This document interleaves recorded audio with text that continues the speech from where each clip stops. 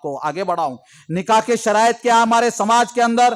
بہت سارے احباب کو نہیں معلوم ہے۔ پہلی بات ہے کہ لڑکی کا ولی ہو، لڑکی کے جانب سے ولی ہو اور لڑکی کی رضامندی ہو، مہر طے کیا جائے اور مہر دیا جائے اور 2 عادل گواہ پیش کیے جائے، ایجاب و قبول ہو جائے۔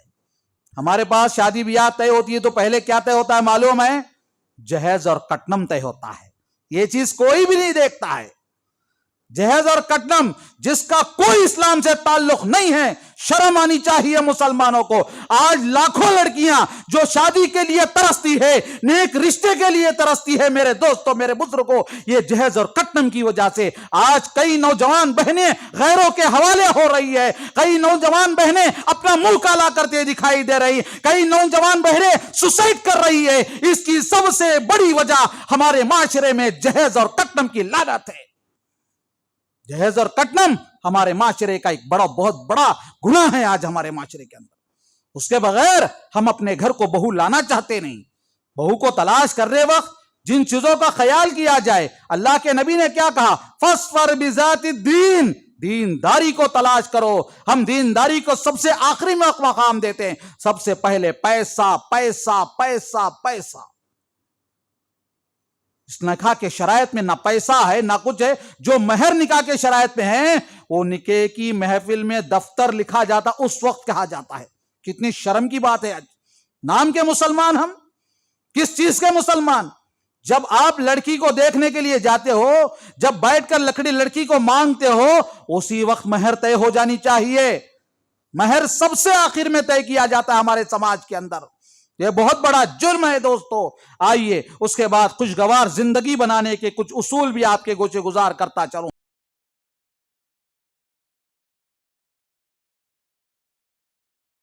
اللہ نحمده ونستعینه ونستغفره ونؤمن به ونتوکل علیہ ونعوذ باللہ من شرور انفسنا ومن سیئات اعمالنا من يهده الله فلا مضل له ومن يضلل فلا هادي له واشهد ان لا اله الا الله واشهد ان محمدا عبده ورسوله ارسله بالحق بشيرا ونذيرا وداعيا الى الله باذنه سراجا ومنيرا اما بعد فإن خير الحديث كتاب الله وخير الهدي هدي محمد صلى الله عليه وسلم وشر الأمور محدثاتها وكل محدثة بدعة وكل بدعة ضلالة وكل ضلالة في النار فقد قال الله تبارك وتعالى في القرآن المجيد أعوذ بالله من الشيطان الرجيم من همزه ونفخه ونفسه بسم الله الرحمن الرحيم ومن آياته أن خلق لكم من أنفسكم أزواجا لتسكنوا إليها وجعل بينكم مودة ورحمة إن في ذلك لآيات لقوم يتفكرون رب اشرح لي صدري ويسر لي أمري واحلل عقدة من لساني يفقهوا قولي ربي زدني علما آمین۔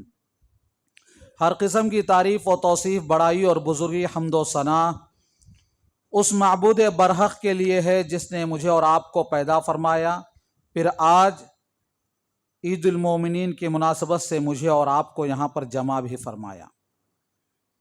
انگنت لاتعداد درود و سلام نازل ہو اللہ کے تمام برگزیدہ بندوں پر، بالخصوص امام الانبیاء محبوب کبریا جناب محمد رسول اللہ صلی اللہ علیہ وسلم پر۔ اللہم صلی علی محمد وعلی آل محمد کما صلیت علی ابراہیم وعلی آل ابراہیم انک حمید مجید۔ اللہم بارک علی محمد وعلی آل محمد کما بارکت علی ابراہیم وعلی آل ابراہیم انک حمید مجید۔ محترم بزرگوں، دوستوں، نوجوانوں اور پردہ نشین اسلامی ماں اور بہنوں، انسان معاشرت پسند حیوان ہے۔ تو انسان جب زندگی گزارتا ہے تو اسلام نے اس کے زندگی گزارنے کے کچھ اصول و ضوابط بتائے ہیں، کچھ آداب و طریقے بتائے ہیں کہ ایک انسان جب زندگی گزارتا ہے تو اپنے ساتھ رہنے والے انسان کے حقوق، سماج کے حقوق اس کو بتائے گئے ہیں۔ اگر آج ہمارا جلتے ہوئے خاندان، سلگتے ہوئے معاشرے کے وہ گھر جن گھروں میں آج اختلاف و انتشار کی آگ لگی ہے، ہر طرف سے ایک ہی آواز بلند ہوتی ہے کہ میرا حق مجھے نہیں دیا جاتا ہے۔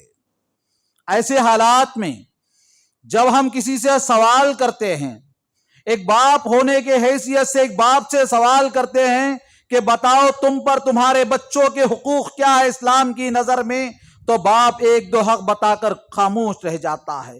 بچوں سے سوال کرتے ہیں کہ تمہارے باپ کے حقوق، والدین کے حقوق کیا ہے بتاؤ، تو بچے آج نابلد ہے اس علم سے، اس تعلیم سے، ان حقوق سے۔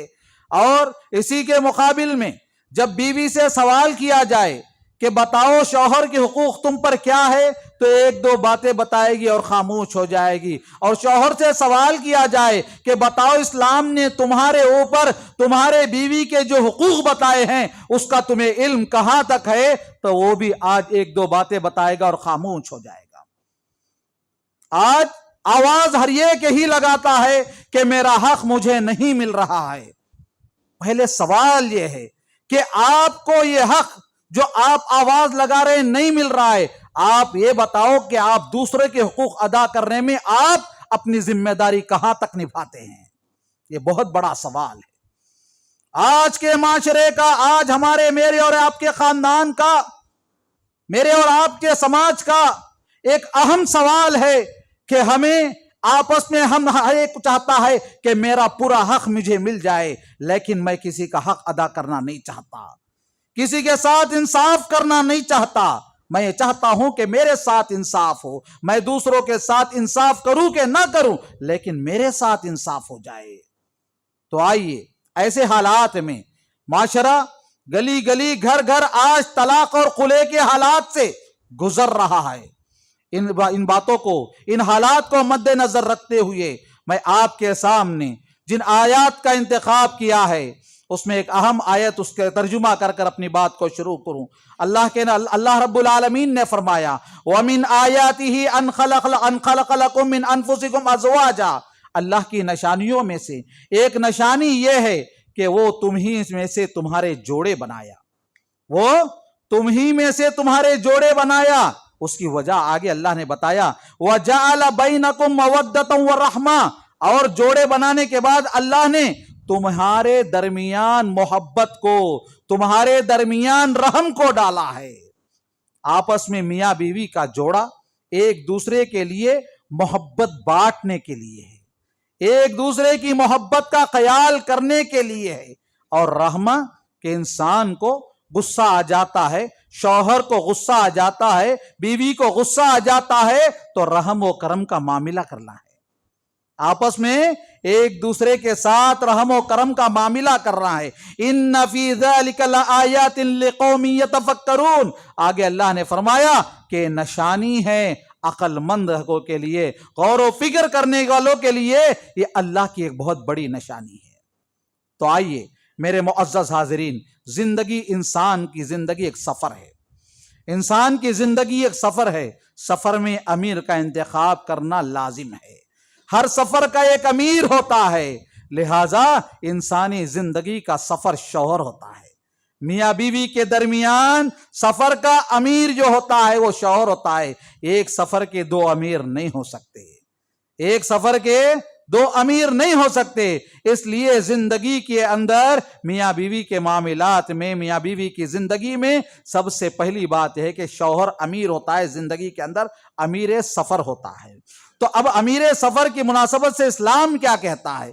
اسلام کہتا ہے الرجال قوامون علی النساء، مردوں کو عورتوں پر فوقیت دی گئی ہے، برتری دی گئی ہے۔ کس وجہ سے؟ کہ اللہ رب العالمین نے مرد میں کچھ ایسی کوالٹیز رکھا ہے کہ وہ اس کو مینٹینس کر سکے، وہ اس کو سنبھال سکے، وہ بردباری سے اس کو نبھا سکے۔ اور دوسری اہم بات جو اس میں بتائی گئی وہ یہ کہ عورتوں پر خرچ کرتا ہے، پورا فائنانس کا پورا معاملہ شوہر کا ہے، بیویوں کا نہیں ہے۔ یاد رکھے اس بات کو کہ لوگ بار بار کہتے جا تیرے بھائی کے پاس سے لا، جا تیرے ماں باپ کے پاس سے لا، جا تو کچ کر کے لا، نہیں، یاد رکھو انکم کا پورا ذمہ دار گھر کے سنبھالنے کا شوہر ہے، شوہر ہے، شوہر ہے۔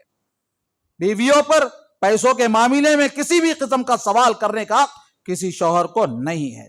تو آئیے اللہ رب العالمین نے جو فضیلت دی ہے عورت کو، مرد کو عورت پر، ان وجوہات سے، اور جب بہت ساری ماں بہنیں سمجھتی ہوں گی کہ عورت پر مرد کو اتنا مقام دیا گیا ہے. یہ بات نہ بھولیں، یہ بات نہ بھولے. جب ماں باپ کا مرحلہ آتا ہے تو ماں کو باپ سے 3 درجے بلند مقام دیا گیا.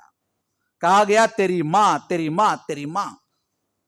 جب خدمت کا معاملہ آتا ہے تو ماں کا مقام باپ سے 3 درجے بڑھایا گیا. اور یہاں پر حکم کا معاملہ آیا تو شوہر کو حکم بنایا گیا. اور شوہروں کو چاہیے کہ یہاں پر اسلام آپ کو یہ نہیں کہتا کہ آپ کو حکم بنایا گیا لہٰذا آپ اپنی بیوی پر حاکم ہو، جیسے چاہے ظلم کرو، جیسے چاہے مارو، جیسے چاہے آرڈر پاس کرو، تم جو بولے وہ سننا پڑے گا، اس کو پسند ہو کہ نہ ہو، اس کو کیسے بھی لگے ماننا پڑے گا. ایسا نہیں ہے. یاد رکھیں میاں بیوی آپس میں فرینڈلی لائف گزارنا ہے، محبت کی لائف گزارنا ہے. اور یہ بات بھی یاد رکھیں محبت کہیں بازار میں ملنے والی چیز نہیں ہے. محبت یہ بھی نہیں کہ آپ کی شادی ہوتے آسمان سے بارش کی طرح اتر جائے یا زمین سے ابل جائے. محبت یہ ہے کہ آپس میں جب ہم زندگی گزارتے ہیں تو ہمارے معاملات، ہمارے تعلقات جیسے بہتر ہم بنائیں گے محبت ویسے پیدا ہوتی ہے، محبت ویسے پیدا ہوتی ہے. اور اللہ کے نبی صلی اللہ علیہ وسلم نے فرمایا دنیا میں سب سے بہترین محبت نکاح کے ذریعے ہوتی ہے. نکاح کے ذریعے میاں بیوی میں دنیا میں سب سے بہترین محبت پیدا کرتا ہے اللہ رب العالمین. آئیے اس کے بعد اللہ رب العالمین نے سورہ بقرہ میں فرمایا ہن لباس لکم وانتم لباس لہن. میاں بیوی کو آپس میں لباس سے تشبیہ دی گئی. انسان جو کپڑا میں پہنتا ہوں، جو ڈریس میں پہنتا ہوں، جو بھی بازار میں مل گیا، جو بھی گھر میں مل گیا اٹھائے نہیں ڈال لیتے.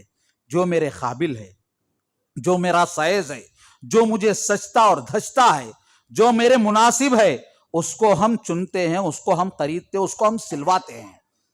جیسے بھی رنگ پسند روڈ پر مل گیا، راستے میں مل گیا، کوئی لا کر دے دیا، ہر ایک کوئی نہیں پہنتا، کہتا ہے کہ میرے قابل ہے یا نہیں ہے.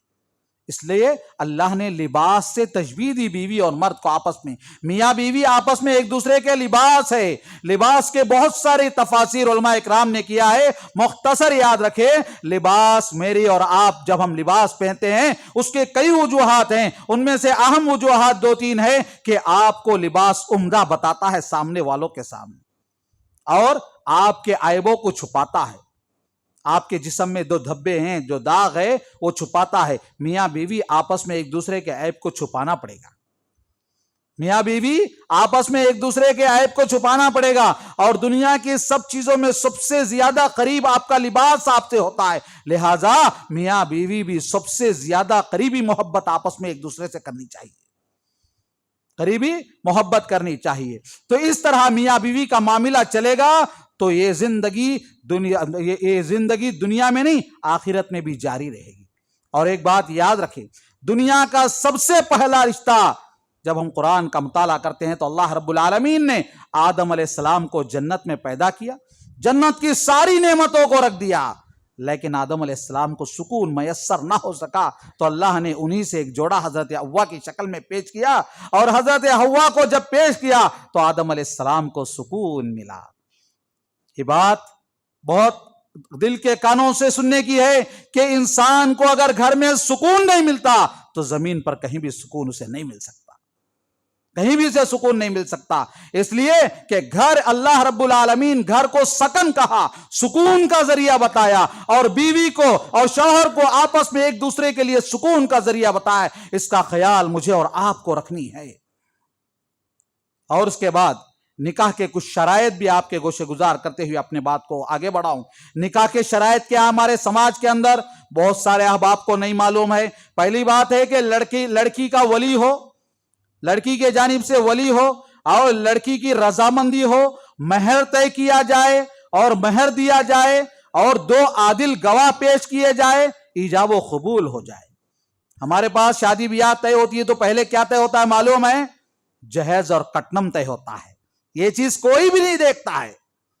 جہیز اور کٹنم جس کا کوئی اسلام سے تعلق نہیں ہے، شرم آنی چاہیے مسلمانوں کو۔ آج لاکھوں لڑکیاں جو شادی کے لیے ترستی ہے، نیک رشتے کے لیے ترستی ہے، میرے دوستوں، میرے بزرگوں، یہ جہیز اور کٹنم کی وجہ سے آج کئی نوجوان بہنیں غیروں کے حوالے ہو رہی ہے، کئی نوجوان بہنیں اپنا منہ کالا کرتے دکھائی دے رہی، کئی نوجوان بہنیں سوسائڈ کر رہی ہے۔ اس کی سب سے بڑی وجہ ہمارے معاشرے میں جہیز اور کٹنم کی لعنت ہے۔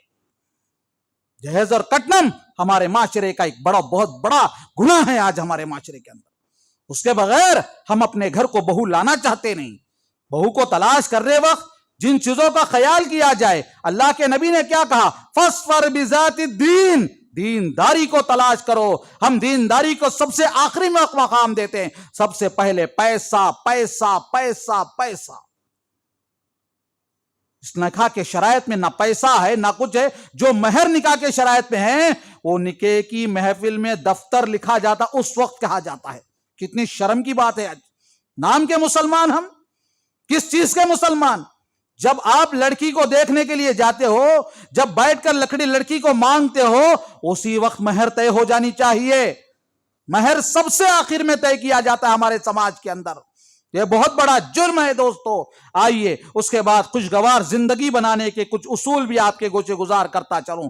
اس ازدواجی زندگی، میاں بیوی کی زندگی اگر خوش ہو جائے، ایک گھر، ایک میاں بیوی کا جوڑا اگر خوش ہو جائے، خاندان خوش رہتا ہے۔ اگر میاں بیوی میں اختلاف آ جائے، دو خاندانوں میں اختلافات آ جاتے ہیں، دو خاندان ٹوٹ جاتے ہیں۔ میاں بیوی اگر مستحکم ہو جائیں، یہ جڑ ہے خاندان کی، یہ جڑ اگر صحیح ہے تو درخت صحیح ہے، پھل صحیح ہے، پتے صحیح ہے، سب کچھ صحیح ہوگا۔ اگر میاں بیوی کا معاملہ فرق ہو جاتا ہے، ان دونوں کے اندر اختلاف آتا ہے، خاندان میں دراڑ پیدا ہو جاتا ہے، دشمنی آ جاتی ہے۔ حالانکہ سگے رشتہ داروں میں شادی بیاہ ہوتی ہے، بھان اپنے بھائی کے بچے کو یا بھائی اپنی بہن کے بچی کو کر لے کر جاتا ہے، صرف اس میاں بیوی کے اختلاف کی وجہ سے سالوں سال ساتھ بنے مل کر رہنے والے بھائی بہن دشمن میں بدل جاتے ہیں، آپس میں ایک دوسرے کے دشمن ہو جاتے ہیں، آپس میں ایک دوسرے کو دیکھنا پسند نہیں کرتے۔ میرے دوستو، میاں بیوی کی زندگی اگر خوشگوار گزرے گی، میاں بیوی کی زندگی اگر بہتر گزرے گی، میاں بیوی کی زندگی آپس میں محبت بانٹتے گزرے گی، وہ خاندان بڑا خوشگوار خاندان ہوگا۔ وہ بچے جس گھر میں پرورش پاتے، وہ بچے کا خسر اٹھا کر چلنے والے بنیں گے۔ اگر میاں بیوی کی زندگی میں اختلاف آ جائے، انتشار آ جائے، آپس میں طلاق اور خلع تک کا معاملہ آ جائے، یا زندہ بھی یا مل کر بھی رہیں، اس بات سے مل کر رہتے ہیں، بچے ہیں اس وجہ سے میں سنبھال لے کر جا رہی ہوں، اس وجہ سے میں سنبھال کر چل رہا ہوں، ورنہ میں کبھی کے طلاق دے دیتا، ورنہ میں کبھی کے خلا لے لیتی۔ ایسے الفاظ کہتے ہوئے کئی لوگ زندگی گزارتے ہیں، جس کا نتیجہ یہ ہوتا ہے کہ بچے سماج کے اندر، معاشرے کے اندر سر اٹھا کر نہیں چل سکتے ہیں۔ ان بچوں کا مستقبل بڑا تابناک اور تاریک ہو جاتا ہے۔ دوستو، اس کا خیال مجھے اور آپ کو رکھنا ہے۔ ایک خوشگوار زندگی گزارنا ہے، ایک خوشگوار ماحول پیدا کرنا ہے، ایک خوشگوار خاندان ہونا ہے۔ اس کے کچھ اصول آپ کے گوشے گزار کرتے ہوئے اپنی بات کو آگے بڑھاؤں۔ سب سے پہلا اصول ہے تقویٰ ہے، اللہ کا ڈر ہے۔ آپ جانتے ہیں نکاح کی محفل میں جن آیات کو پڑھایا جاتا ہے، جن آیات کو پڑھ کر نکاح کیا جاتا ہے، ان آیات میں 4 مرتبہ لفظ تقویٰ کا استعمال کیا جاتا ہے۔ اللہ سے ڈرو، اللہ سے ڈرو، اللہ سے ڈرو۔ یاد رکھو میرے دوستوں، نوجوانوں، میری ماں اور بہنوں، اگر اللہ کا ڈر ہمارے اندر نہیں ہے تو ہم آپس میں ایک دوسرے کے حقوق کی ادائیگی برابر نہیں کر پائیں گے۔ کیونکہ جب اللہ کا ڈر ہے، قیامت کے دن کا احساس ہوگا، وہاں کھڑا کیا جائے گا، وہاں پوچھا جائے گا، یہ سارے معاملے آئیں گے۔ اللہ کا ڈر بہت اہم ہے۔ اس کے بعد اللہ کے نبی صلی اللہ علیہ وسلم نے کیا کہا تھا؟ خیرکم خیرکم لأہلی وانا خیرکم لأہلی۔ لوگوں، تم میں بہترین وہ آدمی ہے جو اپنے بیوی بچوں کے ساتھ اچھا ہو، جس کی بیوی اس کے اچھے ہونے کی گارنٹی دے۔ یاد رکھو میں تم سے بہتر ہوں، اپنے تم تمام میں بہتر ہوں اپنی بیوی بچوں کے معاملے میں۔ آج ہر بھائی، ہر شوہر اپنے نفس سے سوال کرے، کیا میری بیوی قیامت کے دن اللہ کے دربار میں کیا یہ گواہی دے گی کہ میرا شوہر صحیح معنوں میں یہ برابر ہے، یہ صحیح ہے اور سچا ہے؟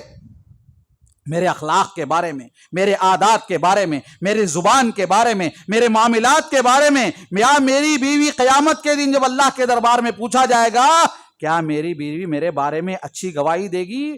ہر باپ کو، ہر بزرگ کو، ہر جوان کو، ہر بچے کو، ہر وہ شخص جو بیوی رکھتا ہے وہ سوال کرے کہ کیا میں اپنی بیوی کی نظر میں صحیح معنوں میں ویسا ہوں؟ بہت اہم بات ہے۔ اس کے بعد دوسری بات، اطیع اللہ و اطیع الرسول، میاں بیوی کی زندگی خوشگوار گزرنے کے لیے رسول اللہ اور اس کے رسول کی تعلیمات کو سامنے رکھے۔ نبی کریم صلی اللہ علیہ وسلم کی مکمل زندگی میرے اور آپ کے سامنے ہے۔ آپ اپنی بیوی بچوں کے ساتھ کیسے رہتے تھے؟ آپ اپنی بیوی کے ساتھ آپ کا معاملہ کیا تھا؟ یاد رکھے اللہ کے نبی جناب محمد رسول اللہ صلی اللہ علیہ وسلم اپنے بیویوں کے ساتھ بڑے خوش اخلاق سے رہتے تھے، بڑے اچھے سے ان کے کاموں میں ہاتھ بٹا دیتے تھے۔ ان کے کاموں میں آج کیا ہے معاملہ؟ اگر ذرا بیوی کے کاموں میں ہاتھ بٹاتا ہے تو بولتے کیا رے جورو کا غلام ہو گیا، جبکہ اللہ کے نبی صلی اللہ علیہ وسلم اپنی بیوی کا ساتھ دیا کرتے تھے۔ ارے اپنی بیوی کے جائز خواہشات کا خیال کیا کرتے تھے۔ اللہ کے نبی حضرت عائشہ رضی اللہ تعالیٰ عنہ سے رننگ ریس کیا کرتے تھے۔ اللہ کے نبی حضرت عائشہ کی خواہش ہوتی تھی کہ مسجد نبوی میں حبشی لوگ کچھ کھیلتے ہیں تو کہتے ہیں کہ اللہ کے نبی میں دیکھنا چاہتی ہوں۔ اللہ کے نبی اپنی بیوی کو لے جا کر وہ کھیل دکھاتے ہیں۔ کیا ہم اپنی بیویوں کے ساتھ ایسا سلوک کر رہے ہیں؟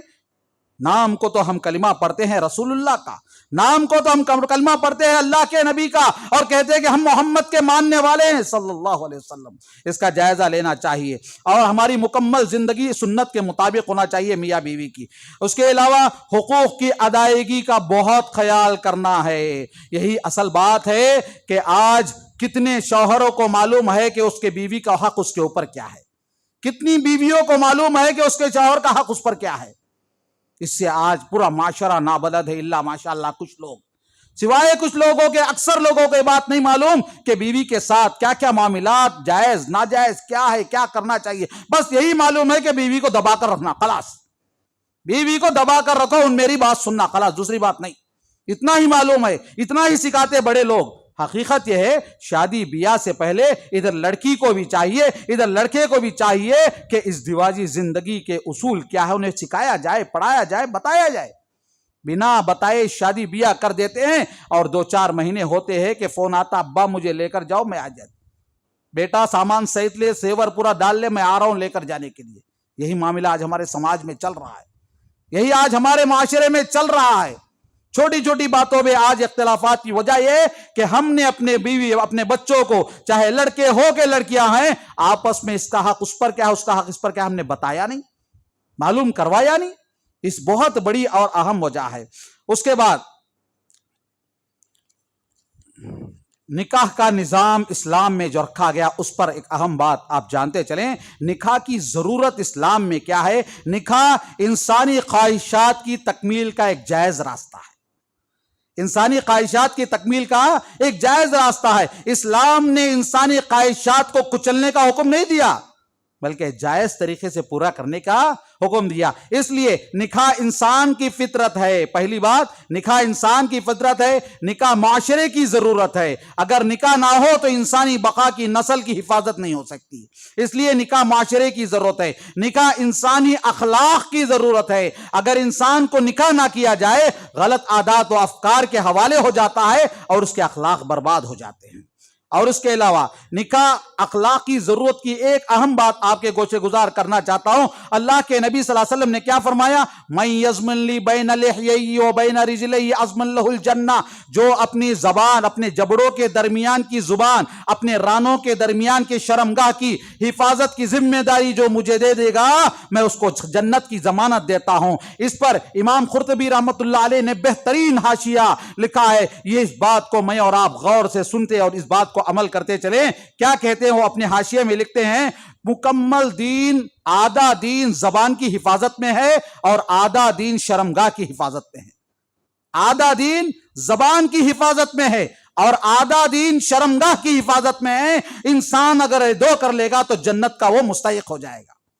امام قرطبی رحمۃ اللہ علیہ اپنی کتاب میں اس کو انہوں نے نقل کیا۔ تو اس کے بعد اللہ کے نبی صلی اللہ علیہ وسلم نے فرمایا، وہ بندہ اللہ رب العالمین اس بندے کی ضمانت لے لیتا ہے جو بندہ اپنے آپ کو گناہ سے بچنے کے لیے شادی کرتا ہے، گناہ سے بچنے کے لیے شادی کرتا ہے، اس بندے کی کامیابی، اس بندے کے سلسلے میں اللہ اپنی ذمہ داری لے لیتا ہے۔ اور نکاح کا ایک آخری چیز یہ ہوتی ہے، نکاح انسانی زندگی کی دینی ضرورت ہے، کیونکہ تمام انبیاء نے شادی کیا ہے، اور اللہ کے نبی نے فرمایا النکاح من سنتی فمن لم یعمل سنتی فلیس منی۔ یہ ایک اہم بات ہے۔ آخر میں میاں بیوی کے حقوق کیا ہے آپس میں مختصر بتاتے ہوئے اپنی بات کو ختم کروں۔ شوہر پر عورت کے کیا کیا حقوق ہیں؟ یہ ہے کہ اس کے کھانے پینے کا انتظام کرے، اس کے لباس کا انتظام کرے، اس کے رہنے کے گھر کا انتظام کرے۔ اللہ کے نبی فرماتے ہیں کفا بالمرء اثما ان یضیع من قوته، یاد اس آدمی کے گنہگار ہونے کے لیے کافی ہے کہ اس کی بیوی اور بچے کے کھانے کا انتظام نہ کرے تو وہ آدمی اللہ کی نظر میں گنہگار ہے۔ اور اس کے بعد یہ کہا گیا، اللہ کے نبی نے فرمایا تمہارا مال جہاد میں خرچ کرتے ہو، دین صدقے میں خرچ کرتے ہو، سب جگہ خرچ کرتے ہو، سب سے بہترین ثواب آپ کو آپ کے پیسوں کا اپنے بیوی بچوں پر خرچ کرنے میں ملے گا۔ اپنے بیوی بچوں پر جو تم سب سے زیادہ خرچ کرو اس کا اجر آپ کو ملے گا۔ اور عورت کے خواہشات کا خیال کیا جائے، بیوی پر ہاتھ نہ اٹھایا جائے، اور حسن معاشرہ کے اعتبار سے بیوی سے مسکراتے ہوئے بات کیا جائے، بیوی کے کھانے پینے پر تعریف کی جائے، اور اس کے علاوہ بیوی کے جذبات کا خیال کیا جائے۔ یہ رہے بیوی کے حقوق شوہر پر۔ اور شوہر کے حقوق بیویوں پر کیا ہے کہ عزت و آبرو کی حفاظت کرے، گھر کے اور گھر کے سامان کی حفاظت کرے، شوہر کے جو بچے گھر کے بچوں کی تربیت اچھی کرے اور اس کے حقوق ان کی تربیت کا خیال کرے، اور شوہر کی دعوت کو قبول کرے، شوہر کی دعوت پر سوائے بیماری کے کسی اور وجہ سے انکار نہ کرے۔ اور گھر کے تمام سامان کی حفاظت بیوی کی ذمہ داری ہے، یہاں تک کہ اللہ کے نبی نے فرمایا، آپ سے پوچھا گیا اگر کوئی مانگنے والا آ کر آپ سے کچھ مانگتا ہے کیا بیوی اس کو دے سکتی ہے؟ اللہ کے نبی نے فرمایا کھانا بھی اگر بیوی کسی غریب کو دیتی ہے تو شوہر کی اجازت کے بعد ہی دینا پڑے گا۔ اور آخری بات آپ کو علامہ البانی کے پاس ایک خاتون آتی ہے اور سوال کرتی ہے، علامہ البانی سے سوال یہ ہے کہ میں نمازیں پڑھتی ہوں، روزہ رکھتی ہوں، عبادت میں مزہ نہیں آ رہا ہے، عبادت میں مزہ نہیں آ رہا ہے۔ علامہ البانی نے کہا، سوال کیا، اچھا ٹھیک ہے تم اپنے شوہر کے ساتھ کیسی ہو؟ تو خاتون نے کہا کیا بات کر رہے ہیں، میں آپ سے میرے شوہر کے بارے میں اور ہمارے بارے میں نہیں کہہ رہی ہوں، میری نماز کے بارے میں، میرے روزے کے بارے میں، میری عبادات کے بارے میں سوال کرتی ہوں، اور آپ نماز کے بارے میں پوچھتے ہو۔ کہا کیا آپ نہیں جاتے؟ اللہ کے نبی نے فرمایا وہ کوئی عورت جو اپنے شوہر کی اطاعت اور فرما برداری سے جی چراتی ہے، اس کے حقوق کی ادائیگی میں وہ ناکامل ہے، تو یاد رکھے اس کی عبادات کا مزہ اسے نہیں ملے گا۔ لہٰذا معزز حاضرین، یہ تھے جو میاں بیوی کے حقوق سے تعلق چند باتیں، بہت ساری باتیں ہیں، میں نے بہت مختصر انداز میں آپ کے سامنے پیش کرنے کی کوشش کی۔ آخر میں یہ بات آپ کے گوشے گزار کرتے ہوئے اپنی بات کو سمیٹتا ہوں، وہ کہ وقف بل کا معاملہ جو خصوصاً وقف بورڈ مسلم پرسنل لا کی جانب سے ہمیں ہدایت دی گئی ہے کہ جو وقف بل جو ہمارے خلاف لایا گیا اور سپریم کورٹ میں ڈالا گیا، تو سپریم کورٹ نے سوائے کلکٹر کے انوالومنٹ کے تمام چیزوں کو اس نے پاس کر دیا ہے، تمام چیزوں کو پاس کیا ہے۔ اس پر مجھے اور آپ کو احتجاج کی، اس کے سلسلے میں کیا کرنا ہے، اپنے عمرہ سے بات کر طے کر انشاءاللہ فیصلہ کیا جائے گا۔ اس سلسلے میں ہر ایک کی ذمہ داری بنتی ہے کہ ہم اپنی دعاؤں میں، خصوصی دعاؤں میں اس سپریم کورٹ، اس وقف بورڈ کی حفاظت کے لیے دعا کرے۔ اللہ رب العالمین سے دعا ہے کہ 12 لاکھ کہنے والوں کو، سننے والے کو اپنے ان تمام معاملات میں، عبادات میں، اخلاق میں، حقوق میں اللہ رب العالمین سنت کے مطابق پابندی کرنے کی توفیق عطا فرمائے۔ اے اللہ ہمارے گناہوں کو معاف فرما دے، ہمارے خطاؤں کو بخش دے۔ اے اللہ ہمارے زندگیوں میں خوشحالی عطا فرما، ہم میں جو بھی پریشان ہیں اللہ سب کی پریشانیوں کو دور فرما۔ اے اللہ ہم میں سے جو بھی اللہ قرض دار ہیں سب کے قرض ادا کرنے کے راستے فراہم فرما دے۔ اے اللہ ہم میں سے ہمارے رشتہ داروں میں، بھائی میں، ماں باپ میں کوئی بھی بیمار ہے، اے اللہ سب کو صحت اور تندرستی سے مالا مال فرما دے۔ اچانک آنے والی بیماریوں سے، مصیبتوں سے، بلاؤں سے اللہ ہم سب کی تو حفاظت فرما لے۔ اے اللہ جو آنے نئے دن، اے اللہ کوئی نہ کوئی وبا اور بلا کے سلسلے میں اعلانات ہوتے ہیں، ہر ایک سے اللہ ہم سب کی تو حفاظت فرما لے۔ بالخصوص اے اللہ فلسطینی مسلمانوں کی تو مدد فرما لے۔ اے اللہ ان کے جان کی، ایمان کی، عزت و آبرو کی، گھروں کی تو حفاظت فرما لے۔ اے اللہ ہمارے ملک ہندوستان میں ہمیشہ امن و شانتی کا ماحول پیدا فرما، ہمارے مسجدوں کی، مدرسوں کی، علماء کی، حفاظ کی تو حفاظت فرما لے۔ آمین یا رب العالمین۔ اقول قولی ھذا استغفر اللہ لی ولکم ولسائر المسلمین انہ تعالی جواد کریم رؤوف رحیم ورب حلیم۔